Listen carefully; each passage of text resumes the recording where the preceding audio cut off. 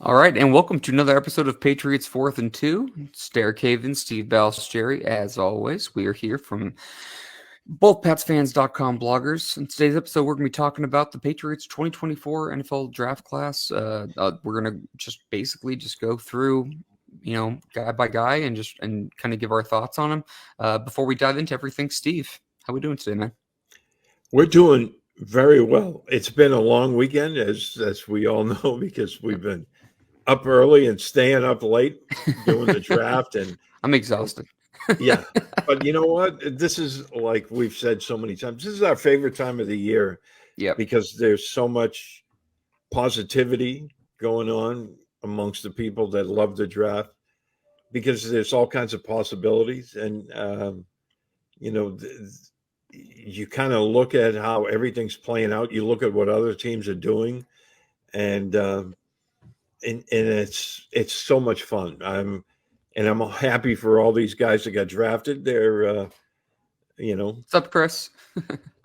thanks for tuning in, Chris. He had just tweeted to me. I saw, yeah. Yeah. So but I love it, and I really liked what the Patriots did.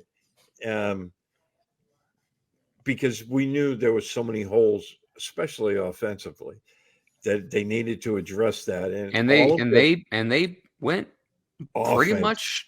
I mean, I don't want to say it was totally chalk, but man, they went hard in the offensive paint. Yeah. And I mean, this is, we talked about how the Patriots are kind of moving away from everything Bill Belichick, and this was definitely the anti-Belichick draft. I mean, as on much so as many holes levels. as they had to fill, I don't think Bill would have only taken one defensive player. Javon Baker and Joe Milton would not be on Bill Belichick's No. board. That would for No. totally different reasons. I'll just start by going through it. And by the way, anyone who's listening live, just go ahead and throw a comment in if you want to share your favorite pick, or if you want to throw some analysis in. We are happy to share it. So let's start with Drake. I know we did a recap show talking about the first pick. We don't spend a ton of time on this, but I think just coming away with Drake Maye again, like we said the other day, I don't think it's a lock, stock, and barrel, that he's going to be a hit. But you're drafting a really young kid with seemingly a high character and a ton of physical traits. I really am excited to see, what he does, with this team and how he projects. He is a project a little bit in terms of just needing to clean some things up. I think he's in a good spot, and I just loved his whole, all his family stuff and everything that's been shared. The social team for the Patriots did an amazing job this weekend. They crushed it, and I think you said the other day, definitely Gronkowski vibes with the Maye family. That was awesome. I mean, yeah. I just, you and I have been talking about Drake Maye on the podcast for what, 4 or 5 months. Like, we've been this has not been a new thing. Really happy that they landed him, and we'll see how it goes. Yeah. And again, watching him interact with his brothers, especially, there was a clip Luke? on social media. I think it was Luke who Yeah. had a couple really funny lines. Yeah, on social media. Oh, tell us your impressions of your brother, and those were gold. Awesome. Yeah, it definitely Gronkowski family vibes there. So, well, I just love that he's just like he definitely looks like a young kid, but he's just a laid back dude who doesn't take himself too serious, and I appreciate that. And his brothers keep him grounded. So yeah. And Tom Brady had his sisters to keep him grounded. And not saying they're the same, but his brothers will make sure he stays pretty grounded, which I like. I mean, and we've talked ad nauseum how much we like the player. Yep. Now it's just a question of him learning his new teammates, getting on some kind of chemistry with them with the new playbook. I mean, there's so many moving parts going into this season, from the coaching staff to the players to the playbook. So it's going to take a time for all these guys to gel. But what better time to do it than right now? And look, I would say this too, and I've said this before. We've been talking about this for a couple of weeks. He does not need to start week 1. Okay, this team does not have Super Bowl aspirations from week 1. We all want the team to do well. I really like what they did this weekend. I like how they've made their adjustments, but it is going to be an adjustment. So for Drake, honestly, the most important thing is just getting him up to speed. And when he's ready to start, he will start. You know, you and I talked about this offline the other day. If he has the ability to start week 1, that would be a shock and also really exciting. I mean, just to have that ability would be incredible, but it's not necessarily expected. You know, right now I think we're dealing with a pretty solid defense, but a new coaching staff, a new offensive system. There are some things that we have to kind of figure out, but I still think that they made the right choice there, and I'm really excited about that. I know you were too. So, oh yeah, and you know, it's I mean, Drake Maye is now. You know, everyone was saying, well, they don't have the team around him. I think they addressed all of these holes. We don't know if they filled all these holes yet, and nobody knows. I mean, we'll have to wait until these guys get on the field and show what they can do, and if everything works together. But at least the front office, they addressed the things that need being addressed.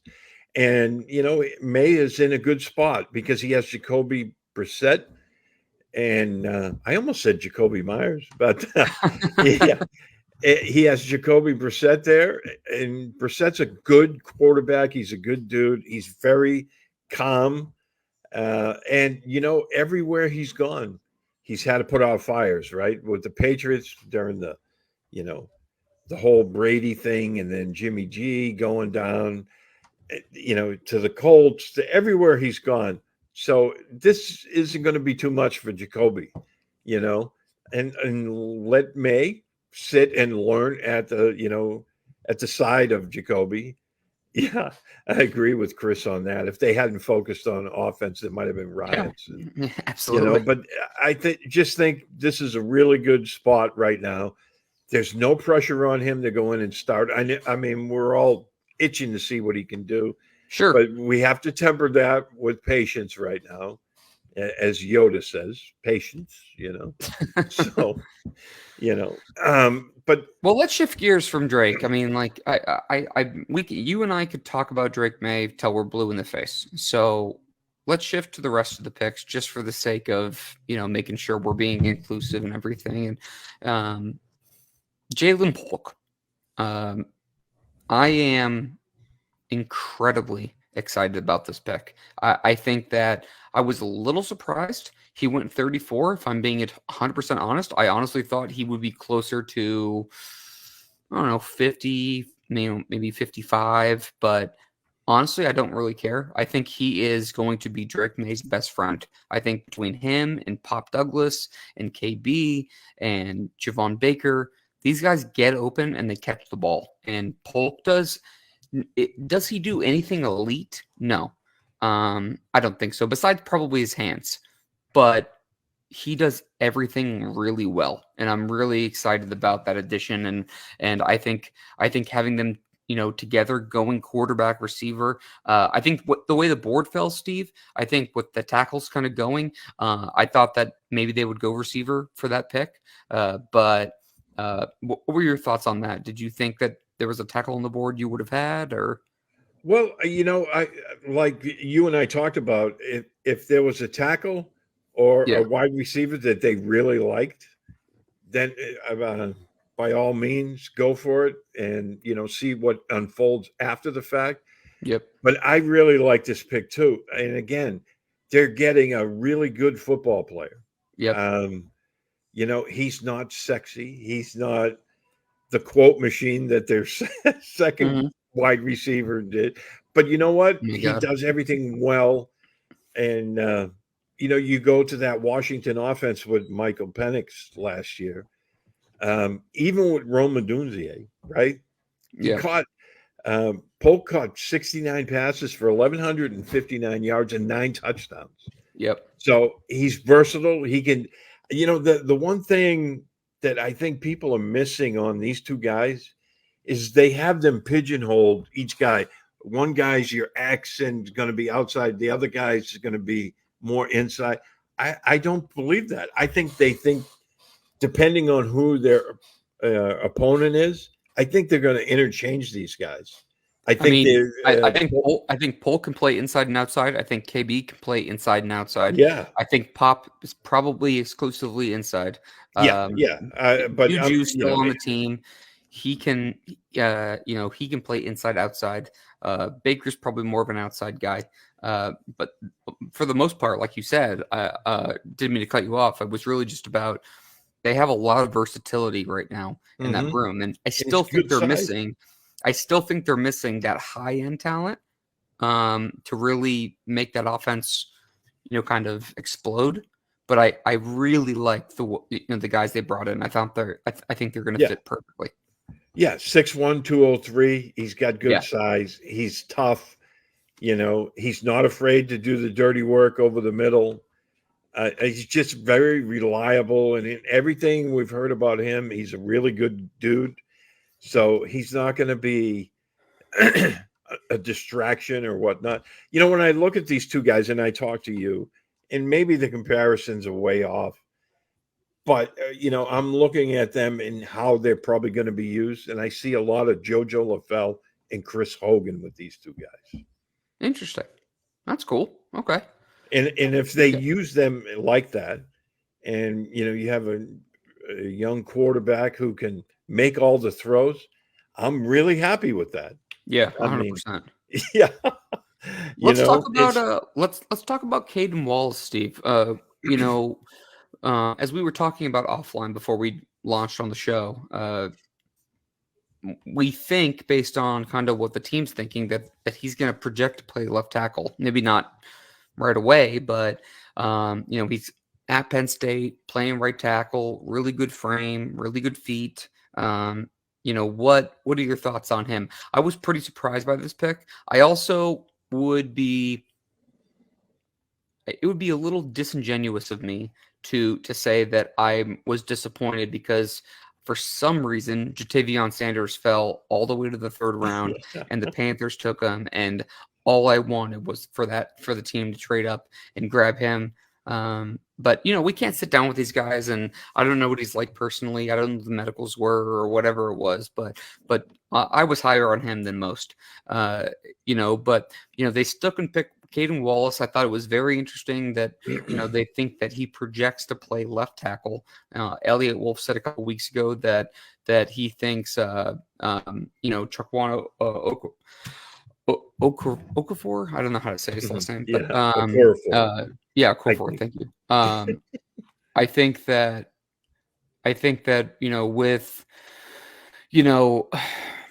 with what they project Caedan Wallace to be, I think it's interesting. They seem to be really high on him, so that makes me excited. They were talking very glowingly about him. Give me your thoughts on Caedan Wallace. Yeah, played at a great program. And, somebody, I'm trying to remember who it was, one of the Patriots beat guys had a picture from their draft big board of guys they were looking at, and they had Caedan Wallace down all along as a left tackle, which he played at the Shrine Bowl this year. Yeah. So, he comes with a ton of experience, 44 games, 40 starts at the collegiate level. So, and, he's big guy, 6'4", 315, something like that, with 34-inch arms. They believe he has the functional athleticism that he showed in this past season to move and play on the left side. So, I think that it was a little surprising with that, but they seem very, very confident in him. They do. So I'm just curious to see how it all plays out. But again, they got a really good football player, and whether or not he's going to be that left tackle guy, maybe not this year, maybe in a year or so. But I think I thought it was a good spot for him though, and I think that Scott Peters, I can tell you with confidence that there's a lot of guys in that locker room that really like him, so they have some trust in his ability to kind of develop these guys, and that's really what they want to do. I mean, right now it's about kind of resetting the franchise and getting young guys in the building to kind of go with their style and yeah, they really liked him. They definitely were higher on him than I was. But I was pretty impressed. I guess impressed would be the word. I guess I was pretty impressed with the way that Elliot Wolf spoke about him. He gave me a lot of confidence in kind of their vision for Caedan Wallace. So, I mean, we'll see. Olu on the other side. They had a really. I mean, Penn State. I mean, really, it starts with Bill O'Brien, but going back a couple of years after everything that went down, they really have had a pretty good program. They had some really good players on that team, and I think it's a little underrated with how they were built. But anyway, so I thought that was pretty good. This next pick, though, Steve, with Layden Robinson, this one caught me off guard a little bit. Mostly because I just didn't really peg interior offensive line as a need. Obviously, they had him graded out pretty high. Yeah. I don't know. I don't know if they view him as just a good backup or anything like that. But I'm kind of curious about this pick a little bit. I feel like they had him graded pretty high, and they were just like, let's just go get a good football player. Yeah, and again, there's a lot to like. This guy's a leader, two-time captain. The Patriots have always, coveted guys who are leaders on and off the field, and for a guy that was two-time captain, it speaks highly of him. He played 33 games as a right guard, so again, there's a lot of experience there. Yep. And I mean, he's a road grader in the running game. He still needs some work in his pass protection, but you look at him, I mean, in the running game, he's a big, he's a really thick, guard. He's like, I think they said he's 6'3", 302, but it's got 35-inch arms. Yeah, he's really long arms. Yeah. Honestly, and again, with this pick, I was thinking like, okay, maybe because Cole Strange happened late in the year. Yep. They're expecting, he might not be ready at the start of the year, so they're bringing in more competition. The guy's like, he's a beast in the running game, so maybe they're just wanting some competition there, and I'm all for that. And I think again, can I tell you that I think that this pick, and I really hope this is true for honestly the player. Yeah, I really think they need to keep Michael Onwenu on like one position. I think it's a little unfair for them to ask to like move around, and this pick makes me feel like they told Onwenu, you are going to be our right tackle. And they're trying to figure out, obviously Gerard and Elliott, were groomed under Bill. So they probably have some philosophies that cross over, but that they also didn't make the Antonio Mafi or the City Sao picks themselves. So they're not locked into anything. I think the Cole Strange thing is absolutely in question, but this guy played a lot of games at right guard, like you just said. So I wonder if it's more about just making sure they have that right side solidified and keeping and winning you at tackle. And I think that is important. I think it's really unfair to ask him to move around a ton. I just think that's just asking too much of somebody, because they are different positions. It's different responsibilities. That's tough. Yeah. And, they paid him, speaking of Onwenu, as a right tackle. So yep. I think he's going to remain there. And, they had some issues, not only at tackle, but across the offensive line. So why not bring in a big, talented kid who has a lot of experience and let him compete with the guys that are there? And like you said, they don't have any stock with the guys that they drafted a year ago. So, they're not tied to them. So we'll see what happens. But again, I like where he fell to them in the draft. I thought it was a good spot for him. Chris has an interesting question, which we can talk about for a second. Do you need a different skill to play left tackle rather than right tackle? I would say if you're talking about, I mean, and you can speak on this however you want. And I'm not an offensive line coach, so I'm sure they could give you a much more eloquent answer than I will give you.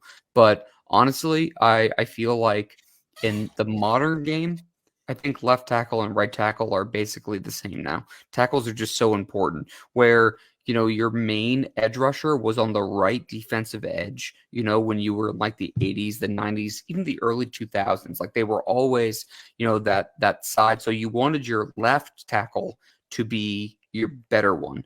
I think right now, the way the game is, everything is about speed and space and just trying to get guys out in the open and see what they can do with the ball in their hands.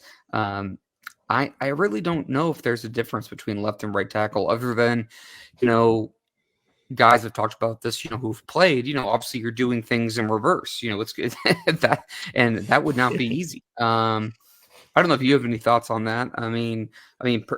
Do you agree? I mean, I feel like left tackle, right tackle, like you just expect guys now. It's not just like you have like that one perimeter player. You're going to go up against teams that are going to have, you got to be ready on both sides now. I just don't think the whole left tackle thing, I think that kind of died in the old NFL age. And I really think it's been like that for the last like 20 years. Yeah. And I agree with that to a point because, everything is speed now. Yeah. And traditionally, left tackles needed to have quicker feet because they were protecting the blind side of the quarterback, and teams would put their best guy. I'm talking the best defensive end or outside linebacker on the blind side, the right side, because usually, that would be the side opposite, where, the tight end would be. Right. Yeah. So, teams traditionally put their strong side, their rusher or whatever on that side, and I on get the weak side, and a lot of that had to do with Lawrence Taylor. I mean, Lawrence Taylor obliterated people.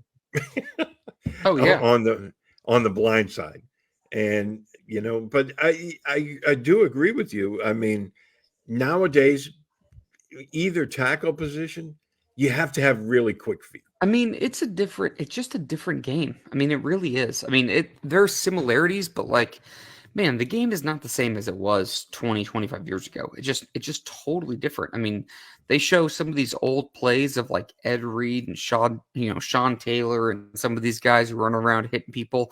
You're not doing that right now. You're absolutely not. Without getting a $15,000, FedEx, thing in your locker, on Tuesday. That's just what it is. I mean, it's just not like that. But anyway, we're digressing a little bit. But anyway, Chris always likes to share comments, and we appreciate him listening. And I thought that was an interesting question. So we can kind of roll through that. Should we move on to the next player, or what do we want to do? Sure. Let's move on to the next pick, and then we'll take a break for podcast purposes.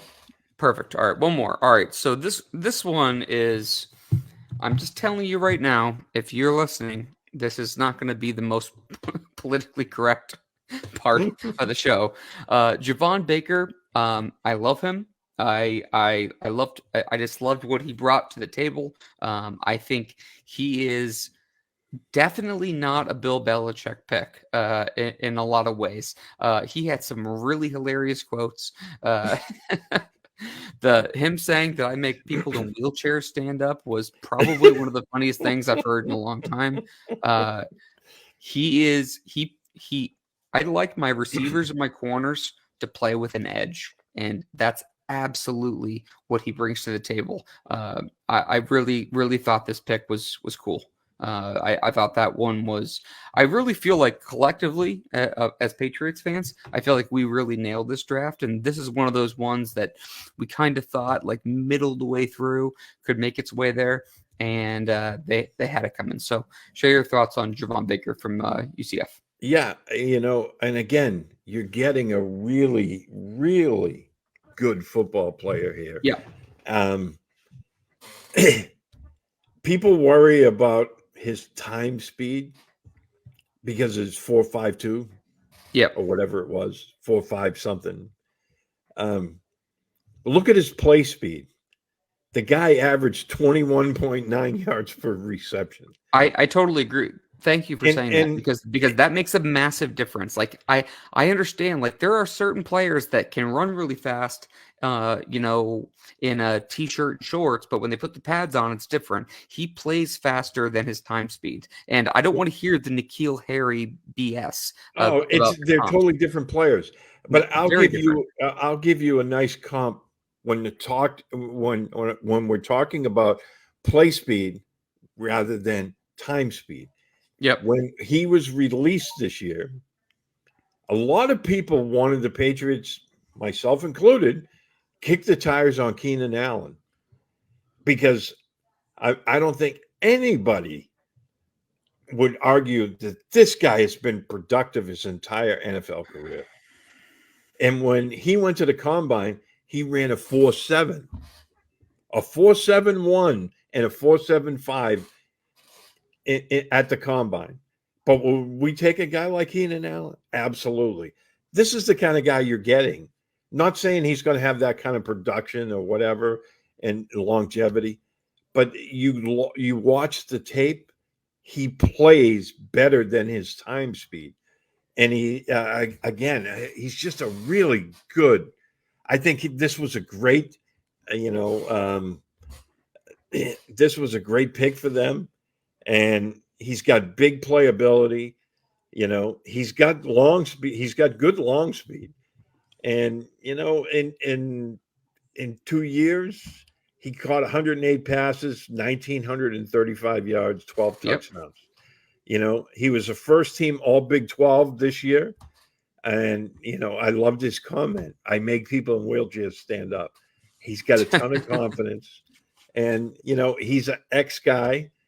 And I think route runner. I think he's above average.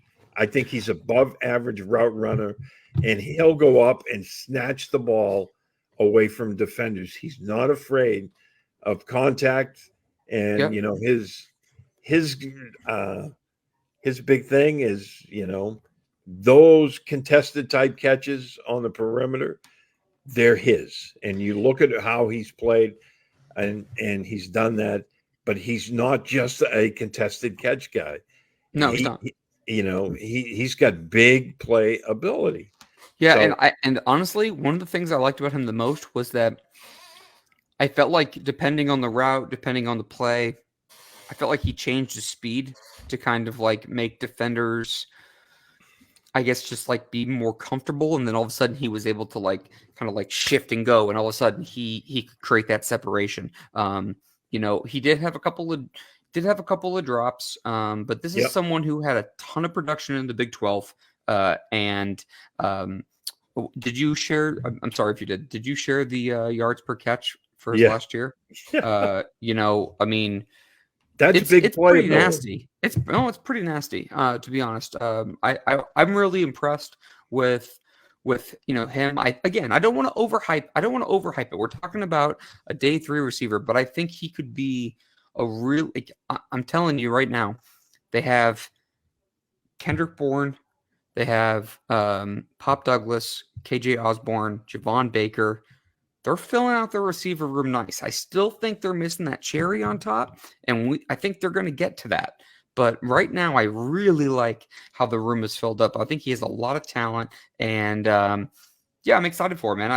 I like it. I just like his mentality, and I want my receivers and my cornerbacks to have that kind of mentality because it is a battle out there. You and I have been to countless training camp practices, and I know that sounds weird, but that's where you really see these guys competing for their jobs, and you need that edge to you, and I think he has it, and I'm really excited about it. Yeah, and again, I mean, you look at his pedigree. He was brought into Alabama, and at that time in Alabama, that's when they had so many good receivers there that he wasn't getting the playing time that he wanted, so he transferred to UCF, and you saw what he can do, and that speaks well for him. I mean, Alabama's not going to sign wide receivers or offer, you know what I mean, Sure. to guys that can't play the position, and this guy can. And again, I really like this. I mean, this was another really good pick for them, and I think watching these guys this summer is going to be exciting. Yeah, it's going to be a lot of fun.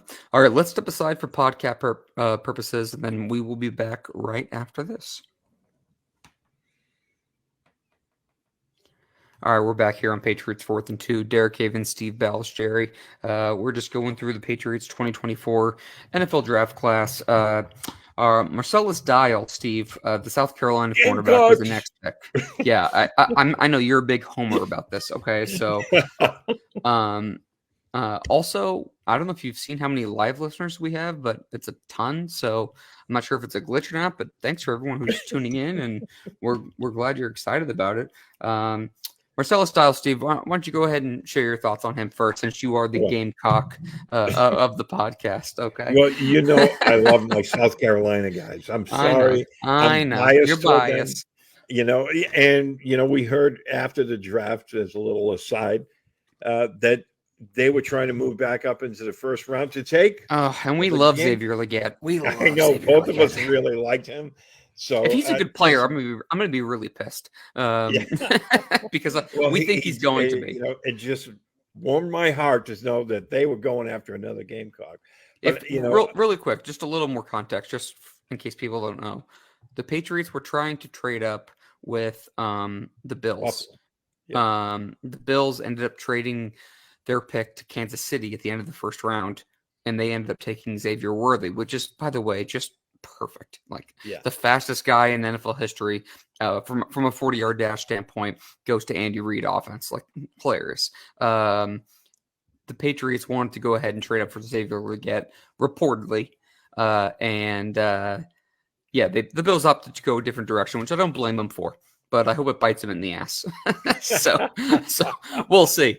We'll see. I just found it curious that they were more worried about helping the Patriots than they were about helping the team that has been the biggest thorn on their side. I mean, basically, right now the Chiefs are the Patriots, and the Bills are like the Colts. They just can't break through because there's one big bad boogeyman. You'd think they'd want to go the other way. I mean, as much as I really like everything they're doing, this is not This is not necessarily a big threat to them, so I find that kind of funny. But I do respect the pettiness.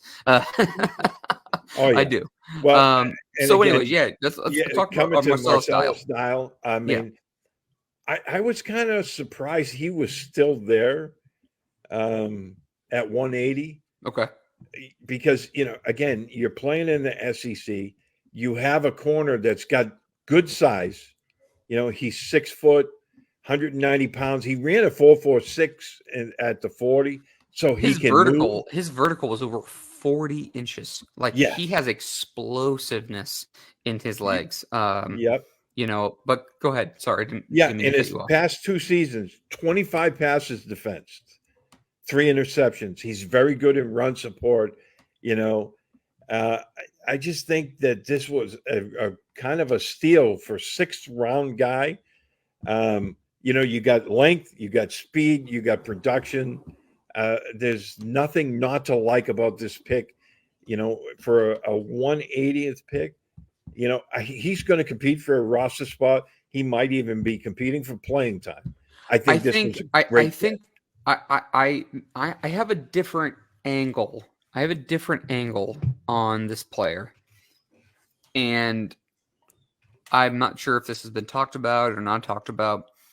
I know where you're going. You do? I do. Okay. All right. Well, I'll share it, and then you tell me if you were right or wrong. He's a man. He's a man. You know, coverage player, and it makes me excited because I think that Gerard and DeMarcus Covington are going to play an aggressive style defense, and he's a boundary corner. And I think that them taking, you know, it's a you know, throw something against the wall and see if it sticks, you know, kind of a situation. You know, rooting for the young man, obviously, but you know, I mean, it's the NFL, so you know, whatever. But I actually was excited because I thought that the kind of player he is makes me excited for the type of defense I think the team will be playing. Was that anything what you were thinking? Or yeah, exactly. Because, you know, again, he's an aggressive type of guy. He is. Right. And, you know, with his speed and length, I still think that Stephon Gilmore is in play because they have $54 million. They'll have to give him a significant amount of money for what he is now, because you know they're not really competing for a championship, so to speak. But I think that would be the play, and I think he'd be a perfect mentor for Christian Gonzalez, which I find very interesting. And this kid, you know, yeah, and Dial too, yeah. And one of the things I was thinking about is, could they, you know, they're taking this kid, he's number 180. They know he can play corner, right? Yep. But if they were to bring in a guy like Gilmore, yep, could this kid be later on down the road be looked at as maybe a free safety? Interesting. I had not thought about that. I mean, you know, he's got. I will say this though, and I'm not going to sit here and pretend like I know enough about him. I will say this though, that some of his knocks is that he doesn't do enough pre-snap diagnosis well enough to do that. So again, I have no idea if that's true or not. Yeah. I'm just saying what's up, what I've read. You know, we were talking about throwing stuff at a wall, but we know. I mean, he's played in the SEC, so he's going against top competition. Oh, I agree. I definitely agree. And again, for 180, 6th round pick, I think this is a great spot for a guy like him. If he was a third rounder, I'd probably sit here and tell you that I hate the pick. He was a 6th rounder. He's got SEC experience. He has pretty decent frame. You know, there's a lot of things to like. You know, about where he was taken. But yeah, I'll be curious to see what they do. And who was the? Oh, this is not a good podcast. Not a good podcast. Comment. Who was the kid that got hurt in the preseason game? The cornerback last year. I gotta look it up. It's gonna bother me. It was the cornerback for the Patriots that got hurt last year in the preseason. I can't remember. But you know, I think they have him in the mix too, you know, as a guy who could, you know, potentially compete. And I apologize, everyone. Okay. I know this is a terrible, no one likes podcasts with dead air, but I'm telling you right now, I think I like, you know, I'll be curious to see what they do. You know, that kind of room. And he's a Gamecock, so you know I'm rooting for him. Yeah, I know you are. Okay.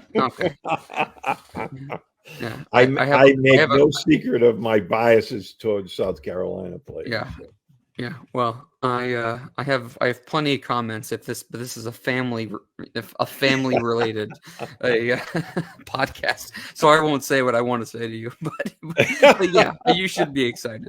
Let's talk you about can one tell of me my. on the phone later. Oh, I'll tell you. I'll tell you as soon as we log out. Joe Milton. Holy crap! Let's talk about somebody who is.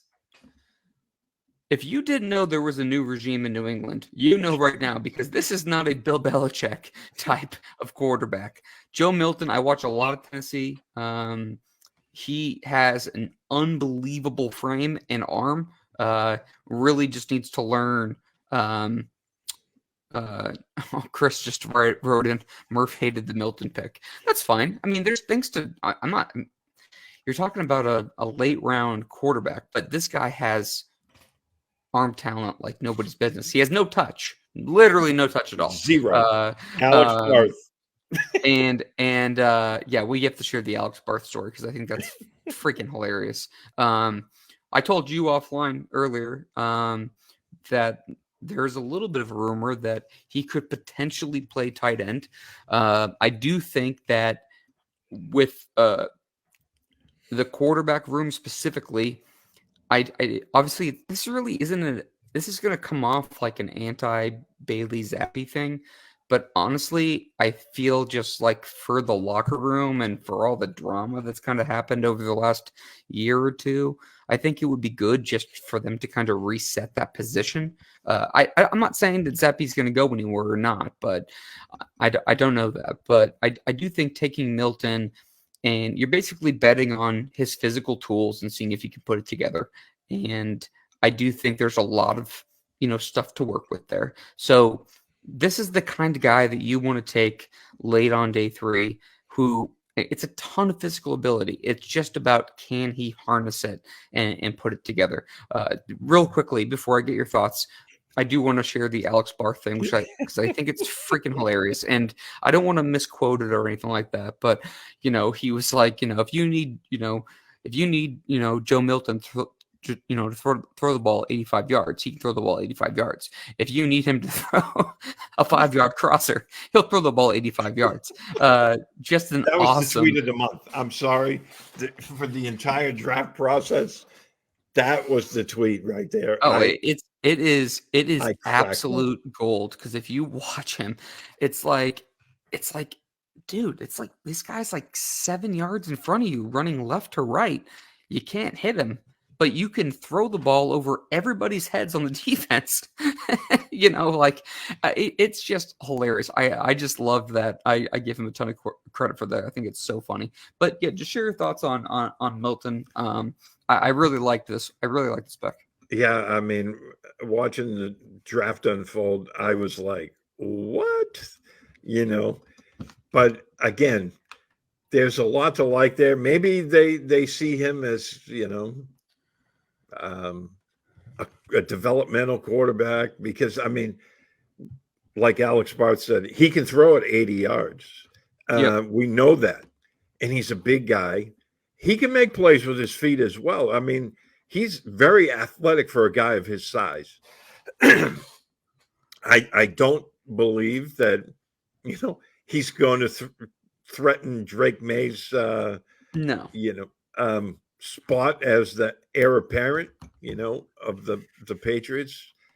But, who knows if the coaches can get him to work out a lot of the kinks that he does have in his game, he might be a really good player for some other team and bring them some capital down the road. Yep. To Chris, who said Murph hated the Milton, Murph hates all the picks. So is that a surprise? Nope. No, I'll have to talk to Murph offline, because I don't care for some of his takes on this class. Yeah, well, he said none of the guys can catch the ball, or whatever. But in the same thing, after lambasting, he gave the Jerome Baker pick a B+. So go figure. Okay. But Murph always likes to hate on everything. So, oh yeah, he does, and I get it. He's an East Coast guy. That's what we do. yeah. We're pessimistic, but I Well, we come from Boston, right? So that's what it is. we're the only place in the world where MFer is a term of endearment. It's a good way to put it. I'm glad you classified it like that because we are a family show again. Yeah. I'll say this. I think the Milton pick again is just the kind of shot in the dark you want to take, and I think that I'm happy about it. Even if I kind of liked Michael Pratt from Tulane a little bit as like a thing, but I think double dipping at quarterback made sense. And again, it's not really a thing against Zappy. I just think the quarterback room needed a little bit of a change up, and they did that. And now they got, Maye's 6'4", 230, Milton's 6'5", 240, big dudes, very different than they had before. So we'll see if they can put it together. But let's talk about Jaheim Bell, last pick in the class. I really like this pick. Again, there's a lot of issues, with him, but I really like the player. Share your thoughts on Jaheim Bell. Yeah. Again, he's one of those guys that he's not going to be an inline blocker. Yep. And they never really found a spot for him. It was like, the college coaches, they were like, okay, we're going to try him as a move or flex tight end. We're going to try him as a running back, and then last year they went back to, more of a tight end thing for him.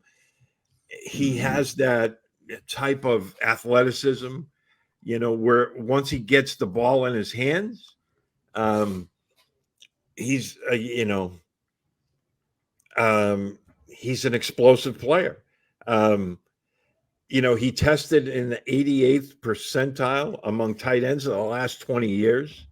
So, and last year when it came to yards after the catch per reception, he only trailed Brock Bowers, and he was tied with Jatavion Sanders for the most yak per reception in the country. So, you're looking at a guy that he can be explosive.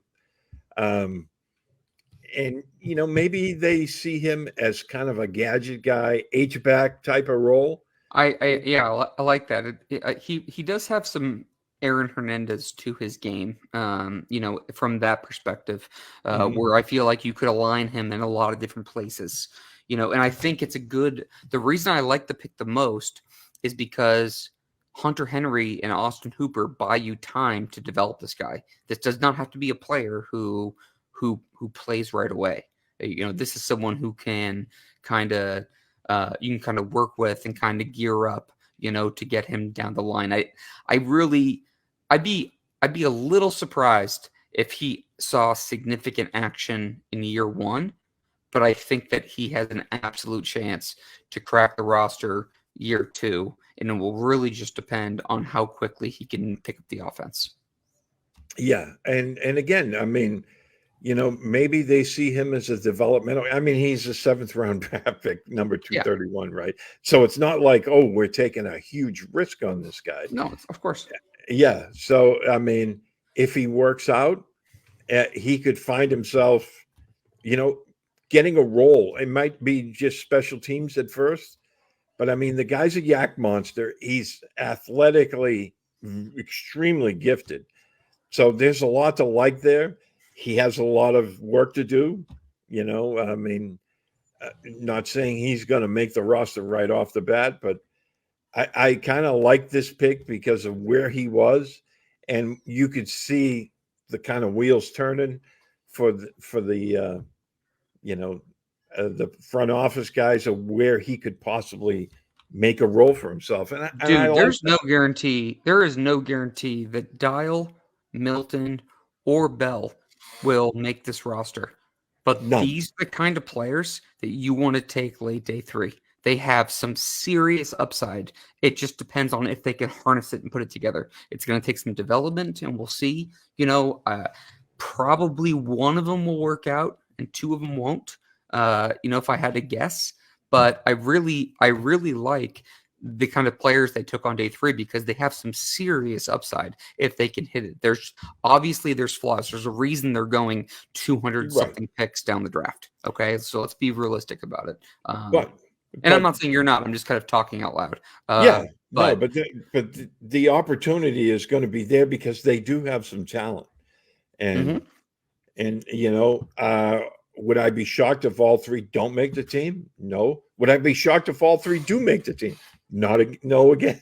Yeah, I mean, the better odds is that 3. If you were to pick 3 on or 3 off, it'd probably be 3 off. But at the same time, they took guys at positions of need that aren't like immediate needs.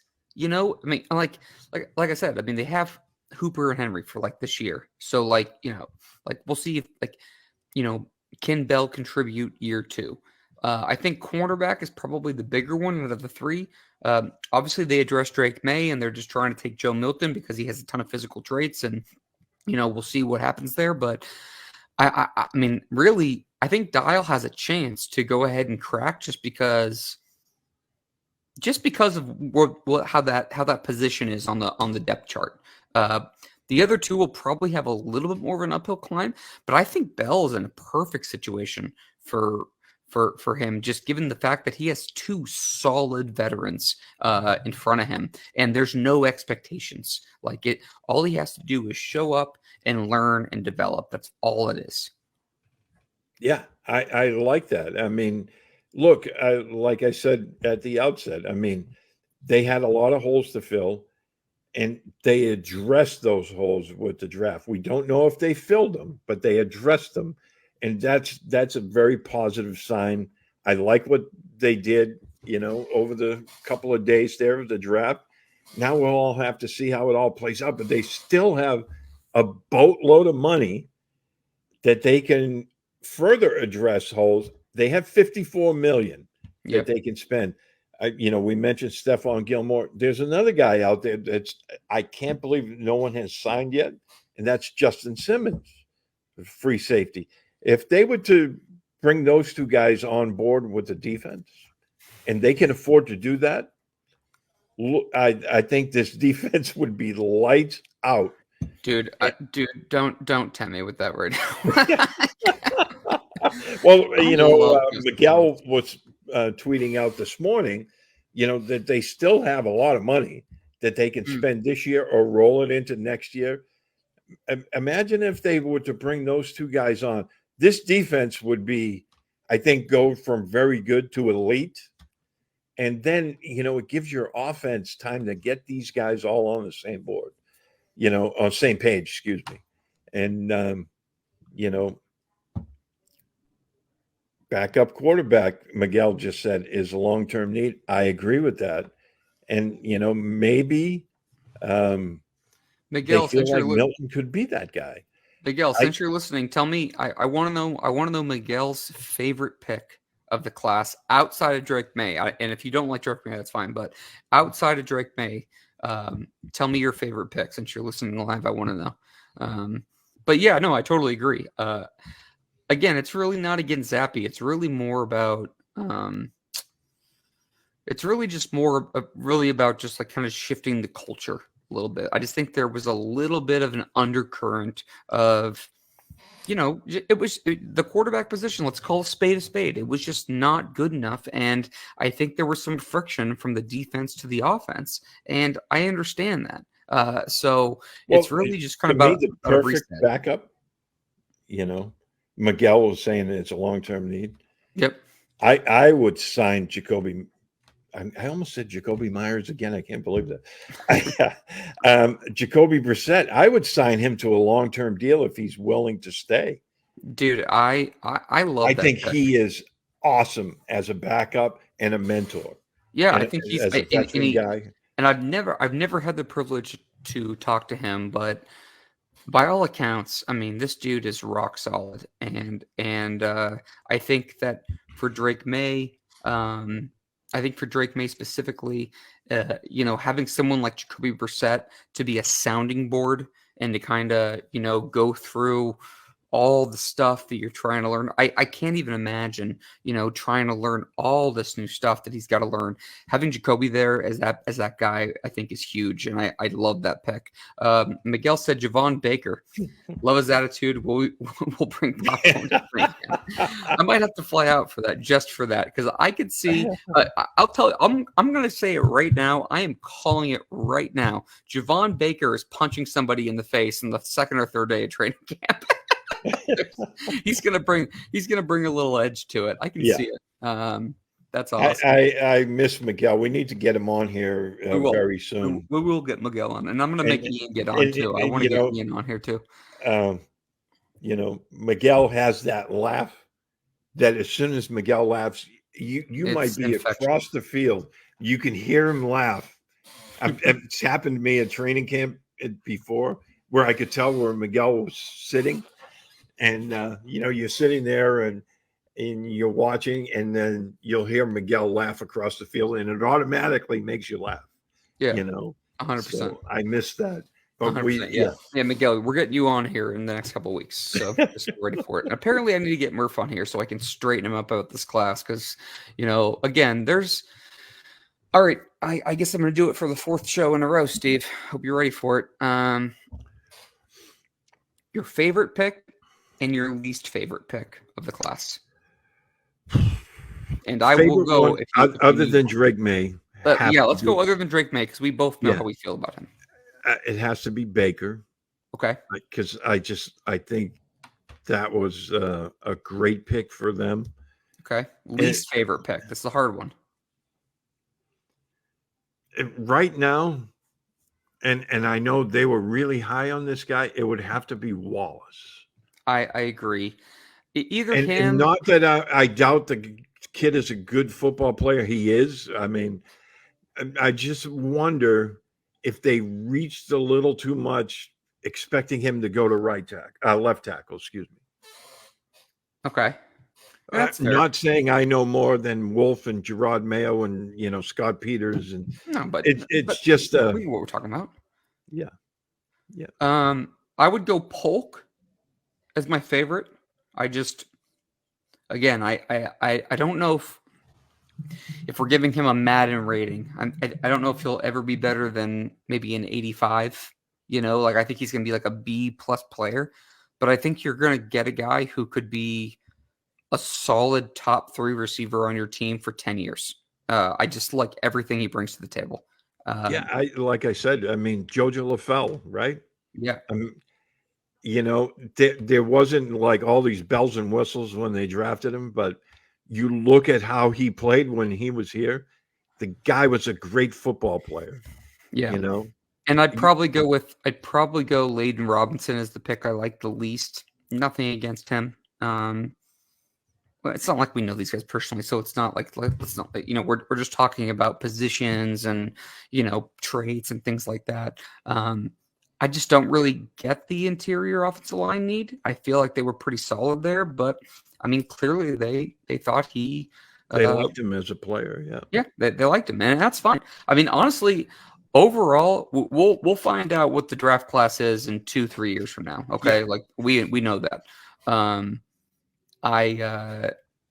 I feel like they hit a home run. I really do. I loved everything about this class. There were some guys they took some projections on. There's some really high upside guys. They double dipped at quarterback. I feel how do I want to say this? I feel happy that I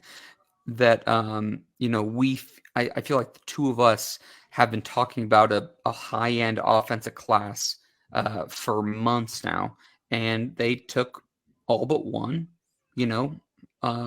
offensive players.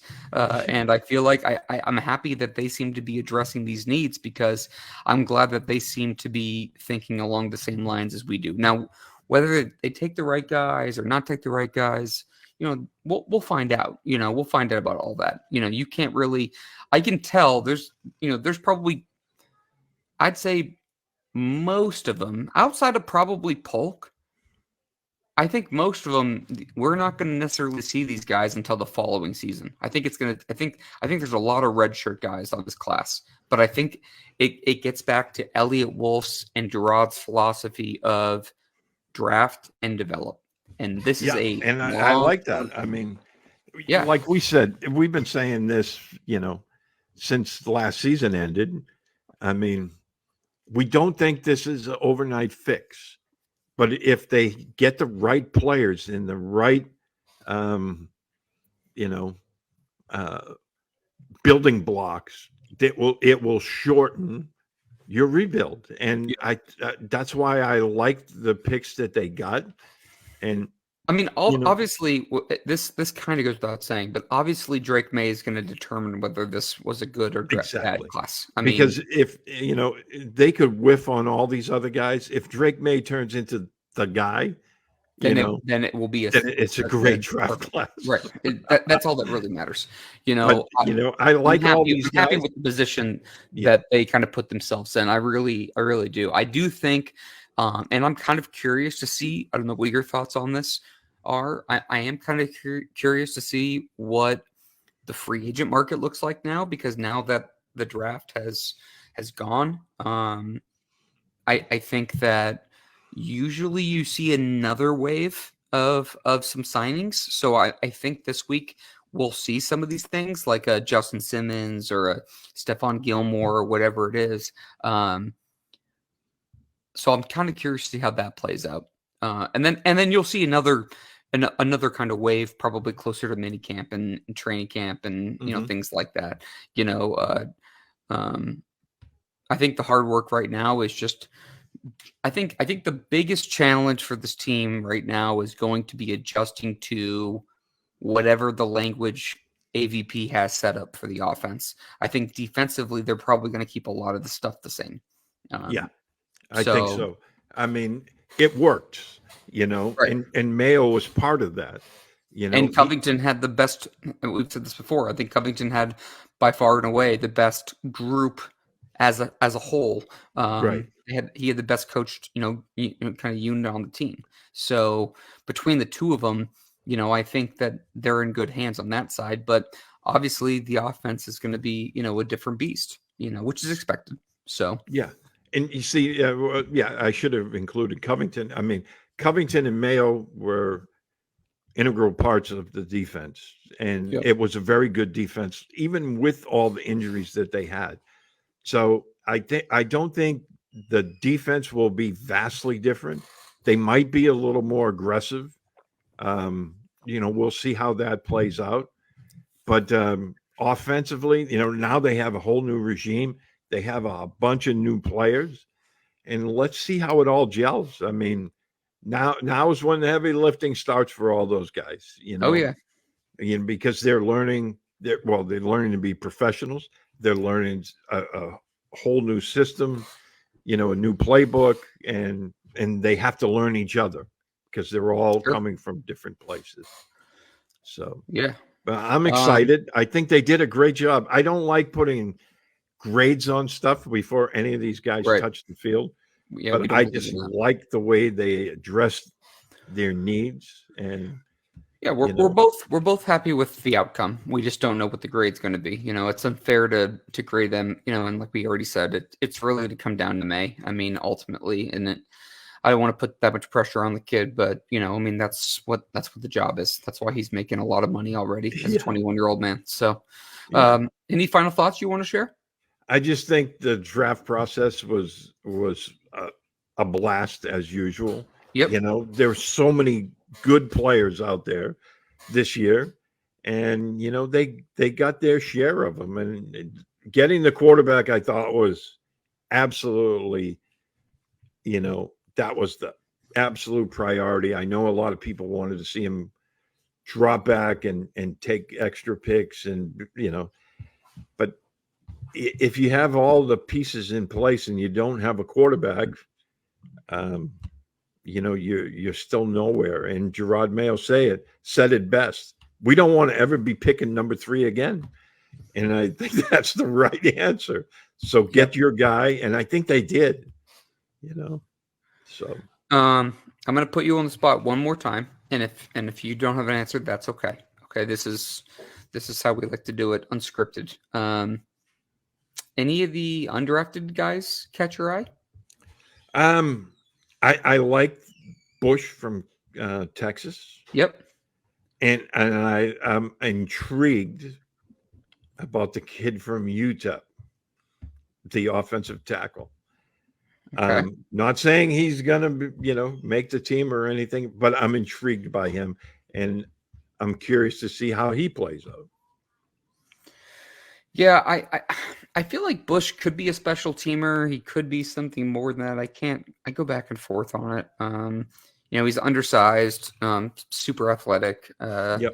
He was kind of interesting. I also kind of liked Mikey Victor, the Alabama State cornerback, 6'2", 205. Alabama kid, yep. I think Alabama State. I think it's Alabama State, yeah. I think it's very interesting with him and Dial. Tall guys, long arms, boundary guys. I just think there's maybe a theme there, and it's going to take us a couple of years. Assuming the regime holds, it's going to take a couple of years to try to figure out, what style they want. But it seems like they want big, tall, long-armed, corners that can play on that boundary and be a little physical. So I thought that was another guy that I don't know a lot about, and I missed him during the draft process. Was Del Pettis from LSU, a safety. Yep. And we talked about free safety. I don't know a lot about him, and he's one of the names that I'm going to start doing a deep dig on. So yeah, our next show will probably come back and circle back to some of this stuff, but we'll probably talk about some of the undrafted guys so we can do some more research on this. I thought that the Deshaun Fenwick running back from Oregon State was kind of interesting. He had a ton of production, over 2,000 yards, and I thought he was kind of interesting, for that whole thing.